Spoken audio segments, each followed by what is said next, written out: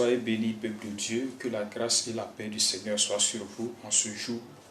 Et nous sommes reconnaissants envers le Seigneur qui nous donne l'opportunité donc de saisir cette grâce-là pour partager donc cette exhortation en ce jour avec chacun de vous, avec le peuple de Dieu. Et je voudrais tout de suite vous inviter à faire cette prière avec moi. Père, nous voulons ce matin te rendre toute la gloire, l'honneur et la magnificence, Papa. Nous voulons célébrer, Seigneur Jésus, ton amour ce matin, Seigneur Dieu. Béni sois-tu pour cette opportunité, cette grâce que tu nous accordes, Seigneur Dieu. Jésus doit encore avoir la vie et la santé, Seigneur Dieu. Et l'opportunité, Père, ô Jésus, d'écouter ta parole, Seigneur Dieu.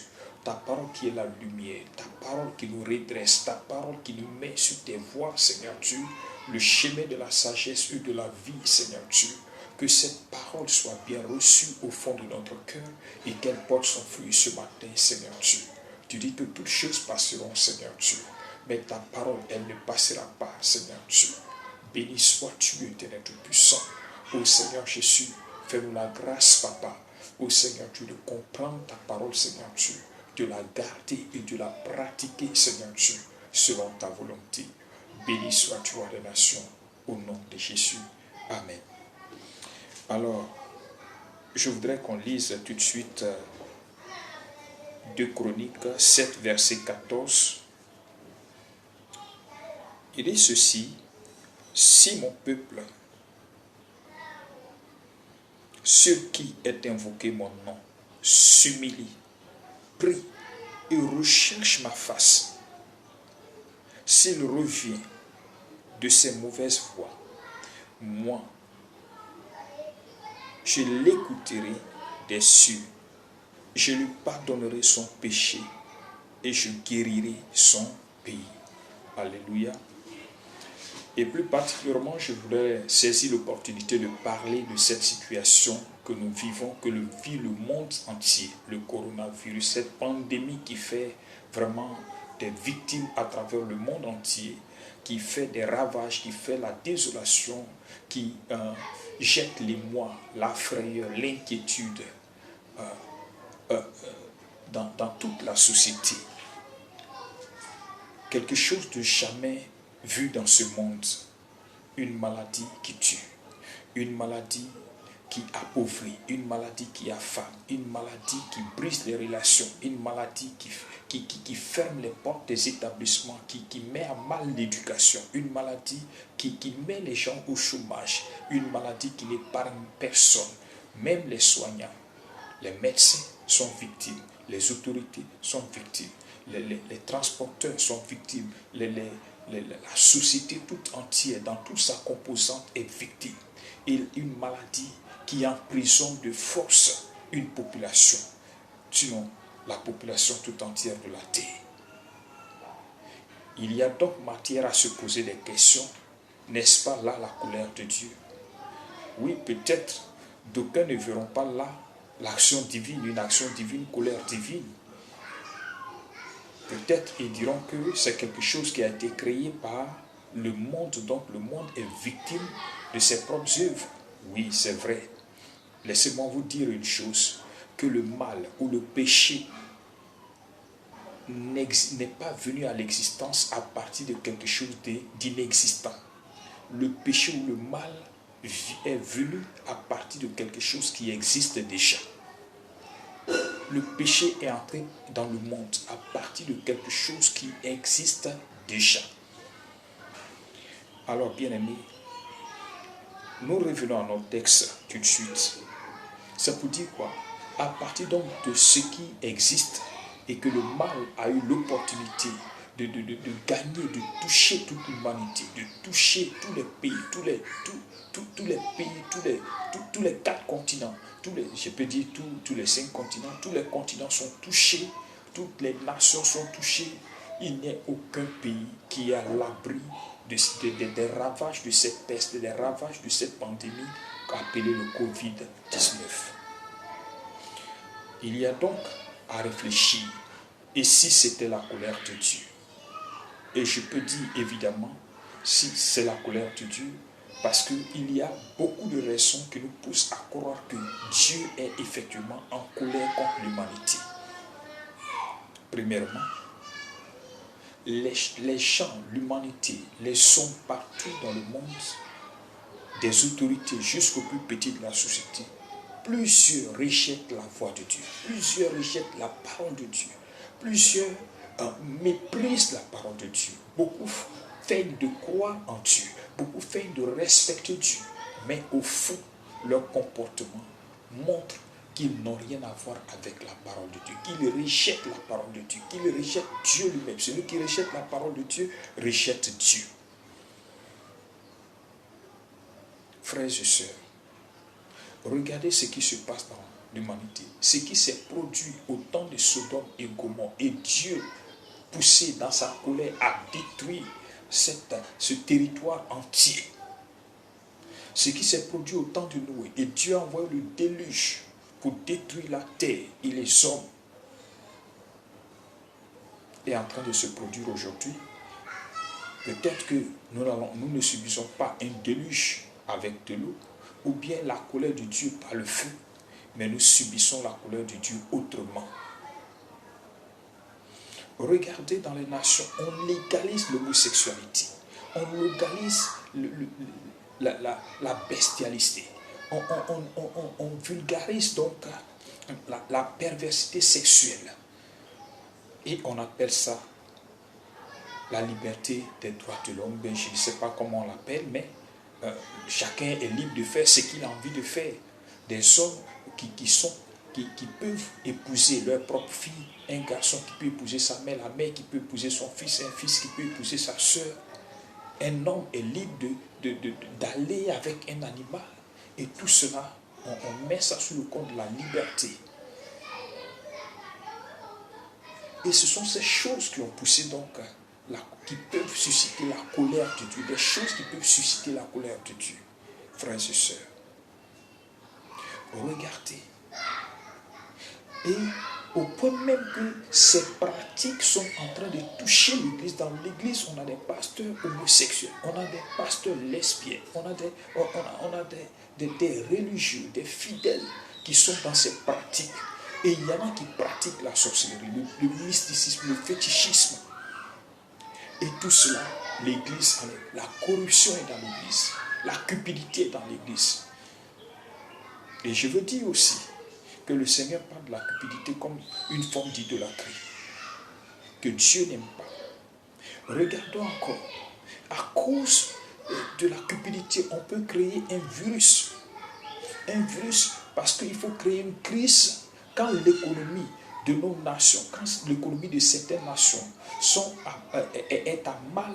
Il faut créer des crises pour profiter de ces crises-là, pour se refaire une nouvelle économie, pour se refaire une économie solide, afin de pouvoir s'imposer aux plus faibles.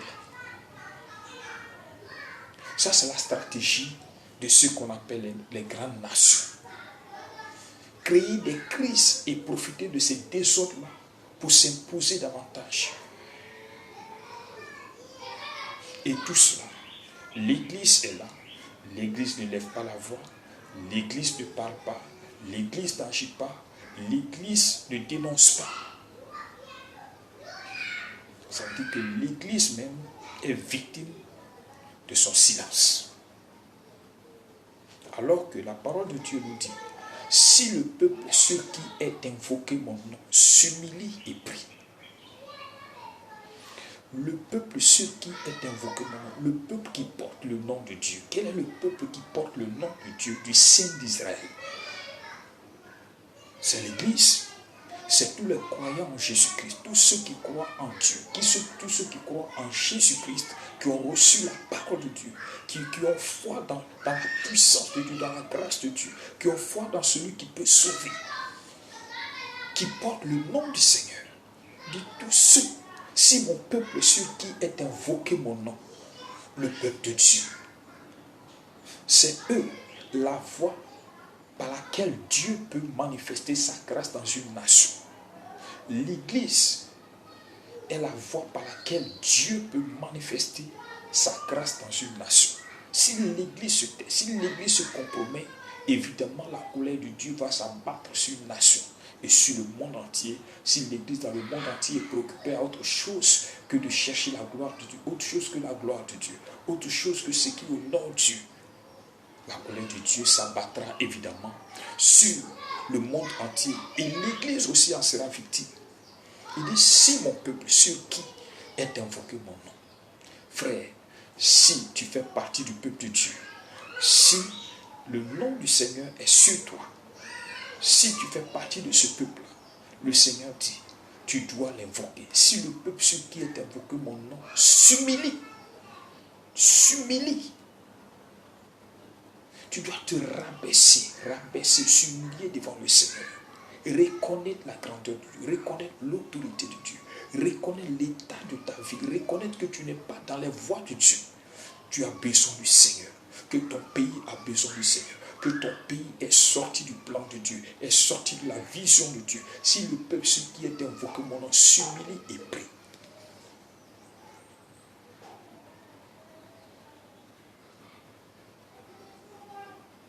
Et recherche ma face. S'il recherche la face de Dieu, s'il recherche à rencontrer Dieu, si le peuple de Dieu cherche à aller dans la présence de Dieu, c'est le revient de ses mauvaises voies.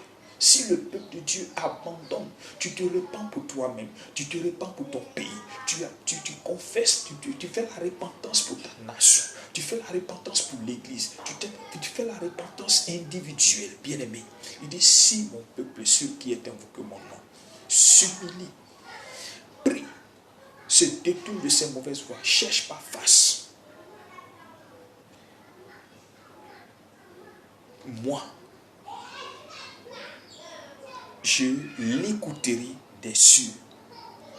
Je lui pardonnerai son péché et je guérirai son pays. Je guérirai son pays. L'Église, la voix de l'Église est la voix qui peut faire intervenir Dieu pour empêcher la propagation de ce mal-là, pour arrêter ce virus, pour arrêter le coronavirus, bien-aimé.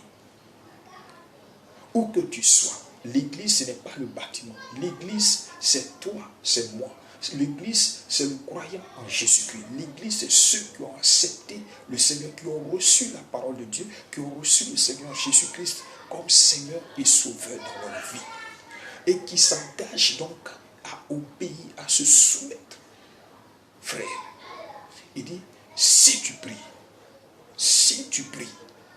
où que tu sois, là où tu vas te trouver, au village, à la maison, dans le temple, bien-aimé, il dit, si tu pries, l'Église c'est toi. L'Église ce n'est pas le bâtiment. L'Église c'est toi le croyant.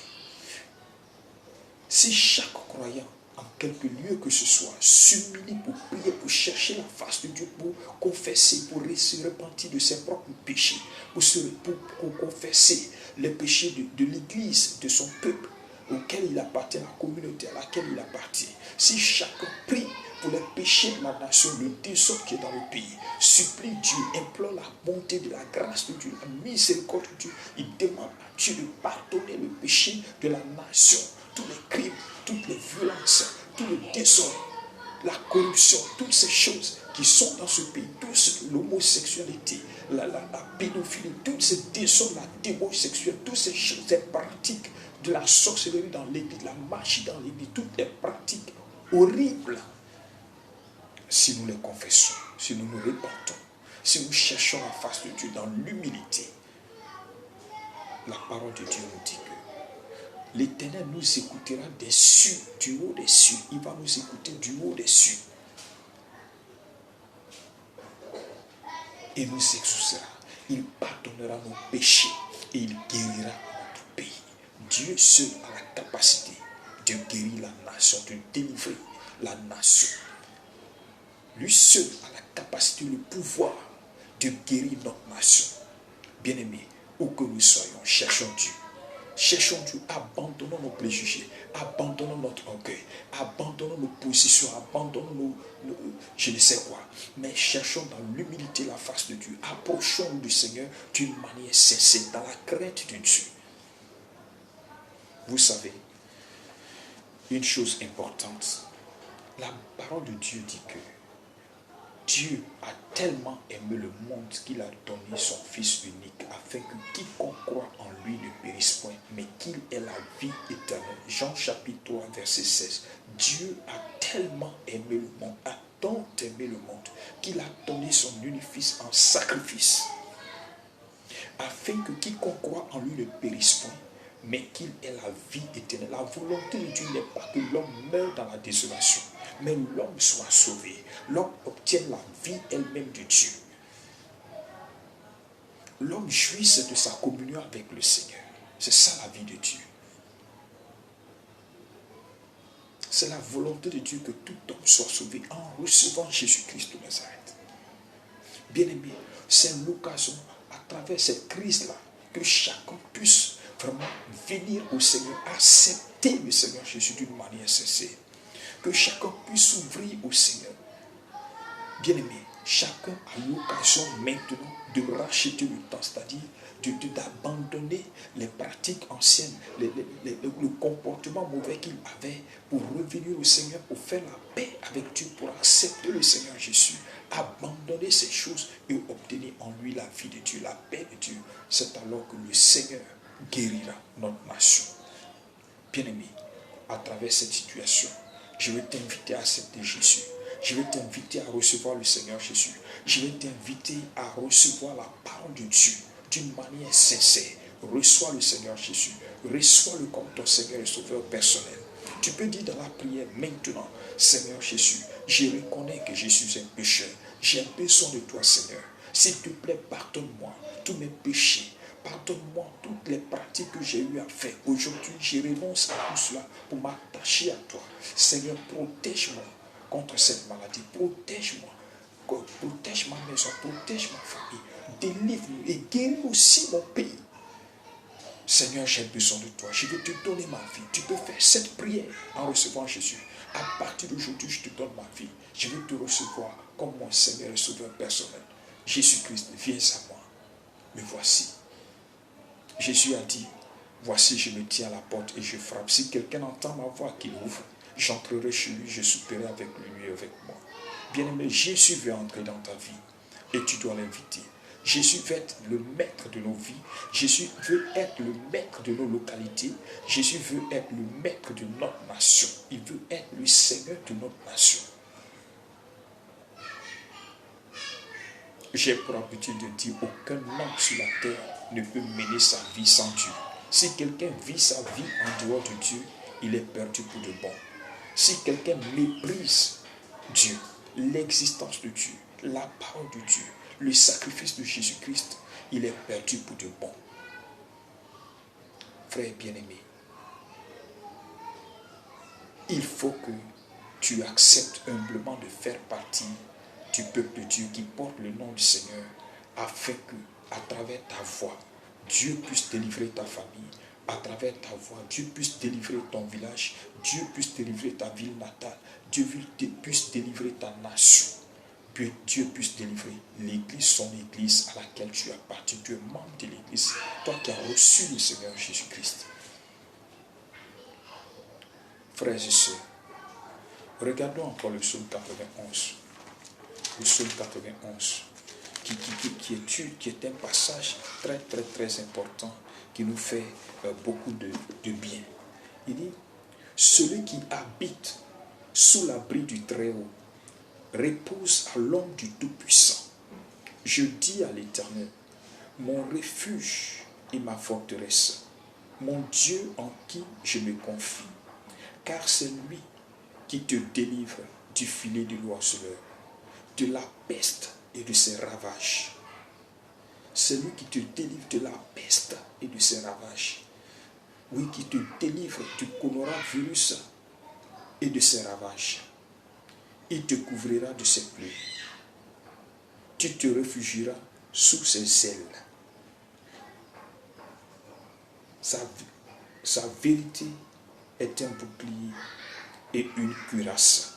Tu ne craindras ni la terreur de la nuit, ni la flèche qui vole le jour, ni la peste qui marche dans l'obscurité, ni la contagion qui frappe en plein midi, que 1000 tombent à tes côtés et 10 000 à ta droite, rien ne t'atteindra. Alléluia. Je saute un peu, je vais jusqu'au verset 10. Aucun malheur ne t'arrivera, aucun fléau n'approchera de ta tente, car il donnera pour toi des ordres à ses anges pour te garder dans toutes tes voies. Ils te porteront sur les mains. Alléluia. Alléluia. Le verset 14. Puisqu'il s'attache à moi, je le ferai échapper. Puisqu'il s'attache à moi, je le ferai échapper.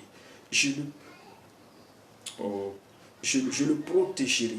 Puisqu'il connaît mon nom, puisqu'il t'attache à moi, je le ferai échapper, je le protégerai, puisqu'il connaît mon nom. Il m'invoquera et je lui répondrai. Je serai moi-même avec lui dans la détresse. Je le délivrerai et le glorifierai. Je le rassasierai de longs jours et lui ferai contempler mon salut. Voici la promesse de Dieu. Dans le psaume 107, verset 20, la Bible déclare ceci. Il envoya sa parole pour les guérir de leur infection. La parole de Dieu guérit, bien-aimés. Recevons la parole de Dieu. Attachons-nous au Seigneur pour notre délivrance et notre protection. Attachons-nous au Seigneur pour que Dieu nous donne de longs jours, pour que Dieu nous fasse voir son salut, que la grâce de Dieu puisse abonder dans notre vie. Bien-aimés, humilions-nous, cherchons la face de notre Dieu. Oui, cherchons la face de Dieu. Ce n'est pas pour un seul jour. Ce n'est pas parce que le coronavirus effraie, le coronavirus fait peur, la pandémie fait peur, tourmente, que tu vas chercher Dieu. Une fois que ce sera réglé, tu vas abandonner la voie de Dieu. Non, il dit c'est pour toujours. Celui qui s'attache au Seigneur, celui qui va demeurer attaché au Seigneur, celui qui va rester toujours avec le Seigneur, celui-là, il va le délivrer. Il sera avec lui dans la détresse. Il va le délivrer, il va le glorifier, il va lui donner de longs jours et il lui fera voir son salut.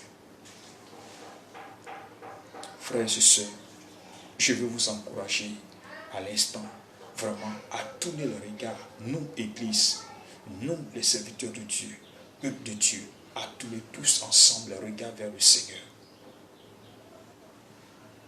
Pour les autres qui n'ont pas encore accepté le Seigneur Jésus, ou qui à un moment donné avaient abandonné la voie de Dieu, j'exhorte tous à revenir au Seigneur, à se ressaisir, à revenir au Seigneur dans la repentance, demander pardon à Dieu pour s'attacher de nouveau au Seigneur et continuer la marche avec le Seigneur. C'est alors que Dieu va nous protéger, Dieu va nous garder, Dieu nous bénira. Que le Seigneur bénisse sa parole et nous allons prier le Seigneur. Tu pries avec moi. Seigneur Jésus, je voudrais ce matin te rendre grâce, gloire et honneur. Jésus-Christ, je reconnais que je suis aussi coupable que les autres pères. Si l'Église s'est tue, si l'Église se tait aujourd'hui, le mal, ô Seigneur, tu prendras de l'ampleur. Car c'est l'Église qui est la voix de l'Éternel. C'est l'Église, ô Seigneur Dieu, qui est le peuple en qui qui t'identifie, Seigneur. Je prie, Seigneur Dieu, que tu puisses nous pardonner nos péchés, que tu puisses pardonner mes péchés personnels, les péchés de ma maison, les péchés du peuple que tu m'as confié, Seigneur Dieu, les péchés du peuple auquel j'appartiens, Seigneur Dieu, les péchés de ma famille, de mon village, les péchés de ma région natale, les péchés de ma nation, Seigneur Dieu, les péchés de l'Église en Côte d'Ivoire et dans le monde entier, Seigneur. Ô Seigneur Jésus, nous avons péché, nous n'avons pas dénoncé, nous avons même cautionné certaines actions, Seigneur Dieu.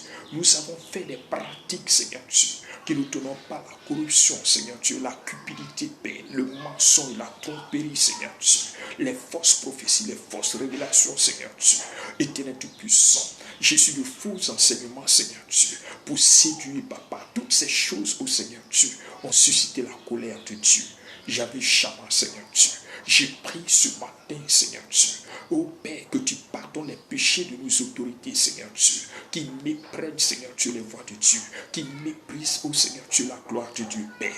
J'ai pris, Adonai, Père, que tu pardonnes, Seigneur Dieu, tous ces péchés, Père, ô Seigneur Dieu.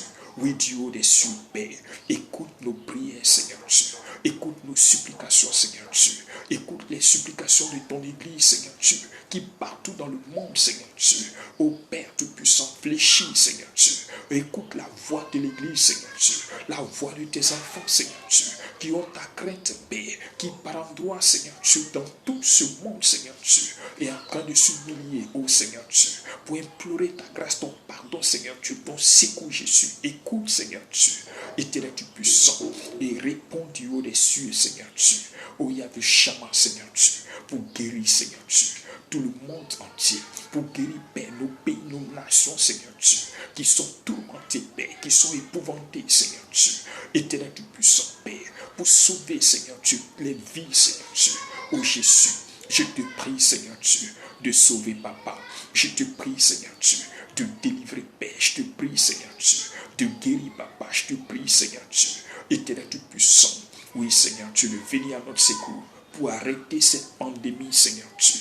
Au nom de Jésus-Christ de Nazareth, Père, Roi des nations, Seigneur Dieu, où que chacun se trouve, Seigneur Dieu, qu'il obtienne ta grâce, Père. Béni sois-tu, Roi des nations, au nom de Jésus. Amen.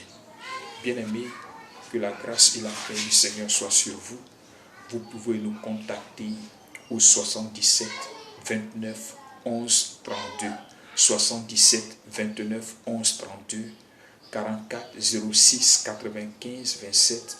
44 06 95 27. 42 90 01 58. 42 90 01 58. C'est la mission du CEFEC, mission du Centre d'évangélisation, de formation et d'encadrement de chrétiens. Vous pouvez nous écrire sur WhatsApp également, ou alors nous envoyer des SMS. Sur WhatsApp, c'est le numéro 77 29 11 32. Vous pouvez nous écrire et nous communiquer vos sujets, vos préoccupations. Et si vous avez besoin d'aide, nous sommes prêts à vous soutenir dans la prière. Que la grâce et la paix du Seigneur soient sur vous. Soyez bénis au nom de Jésus. Amen.